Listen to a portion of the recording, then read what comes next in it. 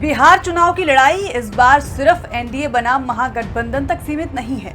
मैदान में कुछ ऐसे खिलाड़ी भी उतर चुके हैं जो भले ही छोटे दिखते हों लेकिन वोट काटने की ताकत रखते हैं। प्रशांत किशोर की जनसुराज, मायावती की बसपा और ओवैसी की एआईएमआईएम, ये तीनों पार्टियां बड़े खिलाड़ियों के गणित को गड़बड़ाने की पूरी तैयारी में हैं। अब बड़ा सवाल यह है कि क्या ये दल किंग मेकर साबित होंगे या सिर्फ वोट कटवा, और अगर इनका असर पड़ा तो आखिर सबसे ज्यादा नुकसान किसका होगा। इसी पर चर्चा करने के लिए आज हमारे सहयोगी ओम शील हमारे साथ जुड़ चुके हैं। ओम, ये जनसुराज, बसपा और एआईएमआईएम, क्या ये पार्टियां सिर्फ शोर मचाएंगी या वाकई वोट बैंक पर असर डाल सकती हैं? बिल्कुल, देखिए, अगर हम पूर्व के चुनाव की बात करें, अगर 2020 के चुनाव से हम आकलन अगर इसका करते हैं तो आप ये समझिए कि एआईएमआईएम को अगर हम लेकर देखते हैं तो 20 सीटों पर एआईएमआईएम ने चुनाव लड़ा था, जिसमें कि 5 सीटों पर उन्होंने विजय दर्ज की थी। लेकिन सवाल ये है कि जिन 20 सीटों पे वो चुनाव लड़े वो आरजेडी के वोट बैंक को उन्होंने क्षति पहुंचाया, जिसका परिणाम ये रहा कि वहां पर एनडीए को एक कह सकते हैं कि फायदा दिखा और काफी अच्छे मात्रा में फायदा दिखा। तो इससे साफ तौर पर यह दिखता है कि वोटों का बिखराव होता है, और चाहे हम वो एआईएमआईएम की बात करें, बसपा की बात करें और जनसुराज की बात करें, ये जितने भी ये पिछड़े अति पिछड़े वर्ग की राजनीति करते हैं। एआईएमआईएम मुस्लिमों की राजनीति करती है, और ये जो बीएसपी की बात कर ले या फिर जनसुराज की बात कर ले, वो पिछड़े अति पिछड़ों की को ज्यादा टारगेट करके चल रहे हैं। तो हमें ये समझना होगा कि जो आरजेडी का वोट बैंक है, जो महागठबंधन का वोट बैंक है, वो कहीं ना कहीं पिछड़े, दलित, अति पिछड़े लोगों का वोट बैंक हमेशा से रहा है, उनका जनाधार रहा है। लेकिन सवाल ये है कि अगर इन वोटों में बिखराव होता है तो सीधे तौर पर एनडीए को फायदा मिलने वाला है, और एनडीए को फायदा मिल सकता है क्योंकि एनडीए में चाहे हम भारतीय जनता पार्टी की बात कर ले या फिर नीतीश कुमार की बात कर ले, भारतीय जनता पार्टी हमेशा से सवर्णों की राजनीति करते आई है, और एनडीए में एक खासा जो बहुमत है वो एनडीए वालों का रहा है, जो खासा प्रभाव जो वोट बैंकों का रहता है। लेकिन अब सवाल ये है कि जो जनसुराज एक पार्टी और जो ये लगातार अपनी ज़मीन बनाने की कोशिश कर रही है, तमाम 3 सालों में तमाम गांवों में प्रशांत किशोर घूमे, वो उन्हें पदयात्रा किया, और उस पदयात्रा में जो ग्रामीण क्षेत्रों के जो लोग हैं उनसे जोड़ने की कोशिश की गई, और ख़ास तौर पर जो पिछड़े अति पिछड़े वर्ग के जो लोग हैं उनसे मिलने और उनसे संवाद करने की कोशिश की गई। अब इससे ये लगता है कि अगर इस वोट बैंक में बिखराव होता है तो कहीं ना कहीं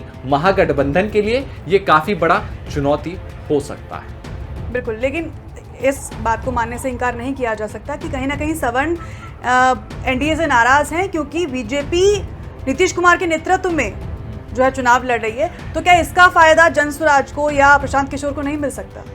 देखिए, अगर हम सवर्ण की बात करें तो देखिए, ये कोई पहली बार नहीं है कि नीतीश कुमार के चेहरे पर एनडीए चुनाव लड़ रही हो, पहले भी लड़ती रही है। लेकिन देखिए, इसमें 2 पर्सपेक्टिव हैं। अगर हम अब भारतीय जनता पार्टी की बात करें तो सवर्ण वोट हमेशा उनके साथ रहते हैं, और नीतीश कुमार की अगर बात करें तो नीतीश कुमार का वोट कुर्मी कोरी वोटर्स हैं उनके साथ। लेकिन जो नीतीश कुमार के उसके उलट एक जो छवि है सुशासन बाबू की, और जो सवर्णों में जो एक तरीके का जो डर है जंगल राज का, और उसमें ये कहा जाता है, कई लोग ये आरोप लगाते हैं कि उस समय जब राजद का कार्यकाल था उसमें यादवों का बोलबाला था, और जंगल राज की जो परिकल्पना किया जाता है कि वहाँ पर जो किडनैपिंग होती थी, रेप होते थे, मर्डर्स होते थे, उसमें कहीं ना कहीं सवर्ण लोग ज़्यादा उसमें परेशान रहते थे और उनको ज़्यादा टारगेट किया जाता था। इसका परिणाम था कि एनडीए को हमेशा से सफलता मिलती आई है। लेकिन ये भी इस बात से भी इनकार नहीं किया जा सकता है कि एनडीए से सवर्ण वोट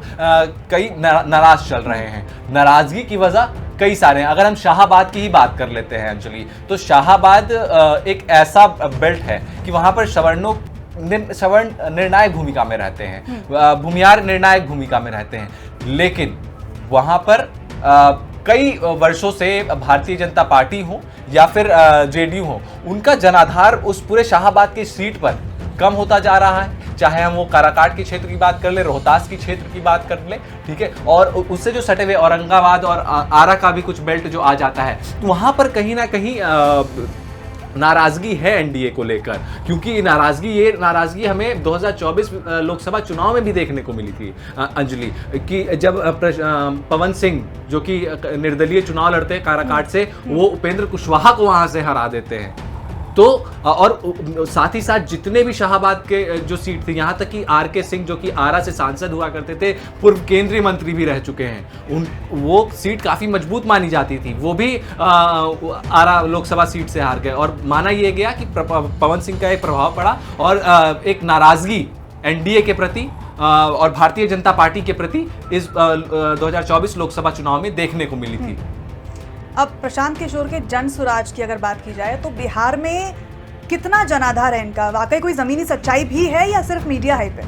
देखिए, अगर जन स्वराज की हम बात कर रहे हैं तो पिछड़े अति पिछड़ों को तो साधने की कोशिश लगभग सारी पार्टियां कर रही हैं, लेकिन प्रशांत किशोर जिस तरीके से प्रशांत किशोर की रणनीति है और जिस तरीके से वो काम कर रहे हैं, उनका फोकस ज़्यादातर युवाओं पर है और महिलाओं पर है।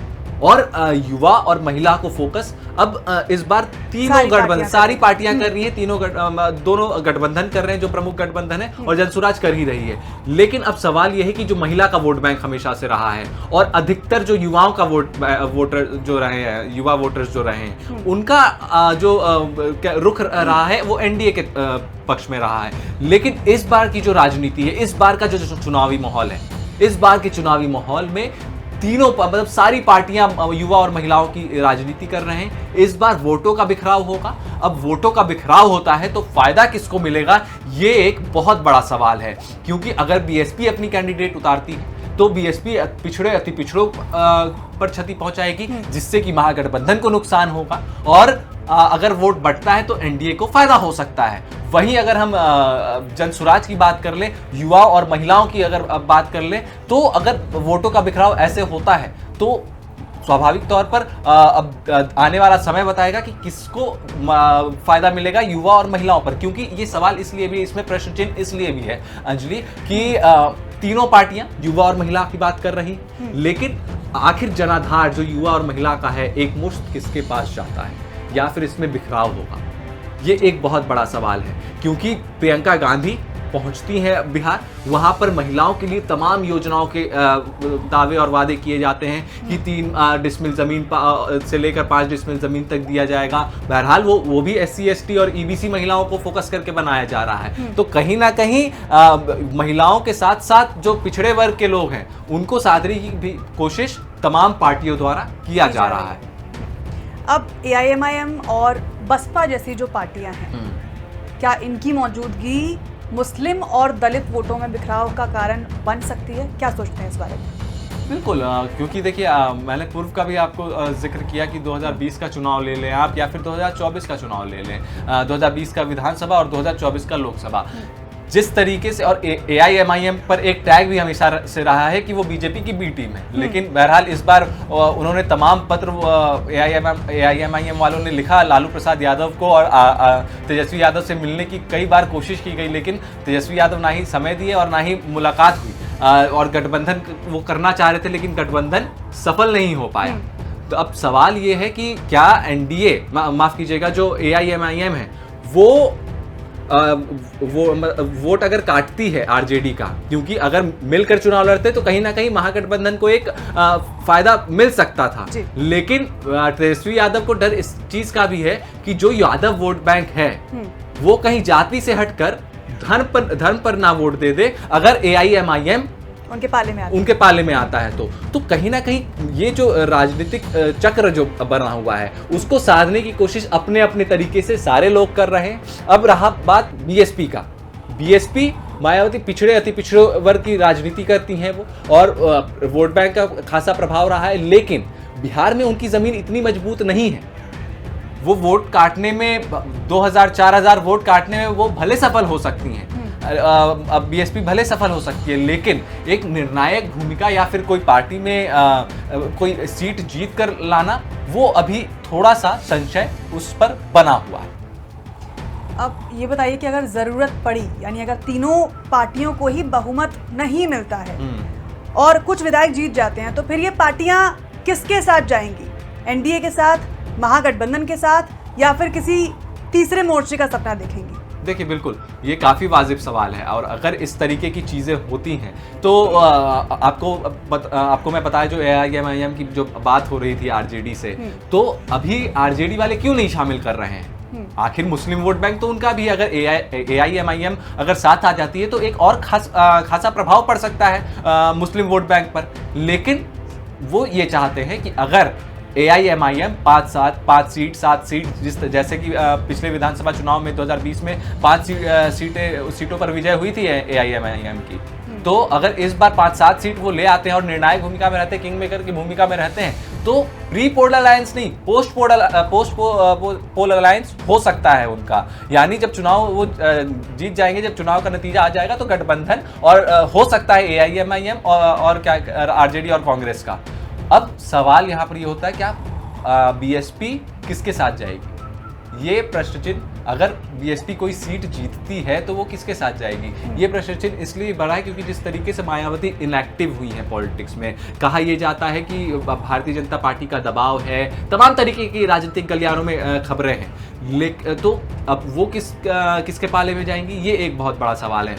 रहा बात प्रशांत किशोर का, तो प्रशांत किशोर लगातार ये बोलते आए हैं हमेशा से कि अगर हम या तो अर्ज पे रहेंगे नहीं तो फर्ज पर रहेंगे। अर्ज पे यानी कम से कम हम 10 से 12 सीट तो ले ही आएंगे अगर अर्ज पे रहते हैं तो।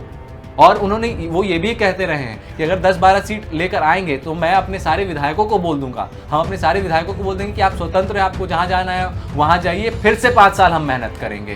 तो अब सवाल ये है कि क्या प्रशांत किशोर अपने बयान पर टिके रहेंगे, या फिर केजरीवाल जिस तरीके से दावे और वादे करते थे और अभी जिस तरीके से केजरीवाल का जो हश्र हुआ दिल्ली विधानसभा चुनाव में, क्या वही चीज उनके साथ भी होने वाला है? ये एक बहुत बड़ा सवाल है और ये आने वाला वक्त बताएगा कि आखिर इसके पीछे की जो राजनीति जो अभी चल रही है उसका फल क्या निकल कर आता है, किसके पक्ष में वोट आता है, कौन जीतता है, कौन हारता है, ये आने वाला वक्त बताएगा। बिल्कुल।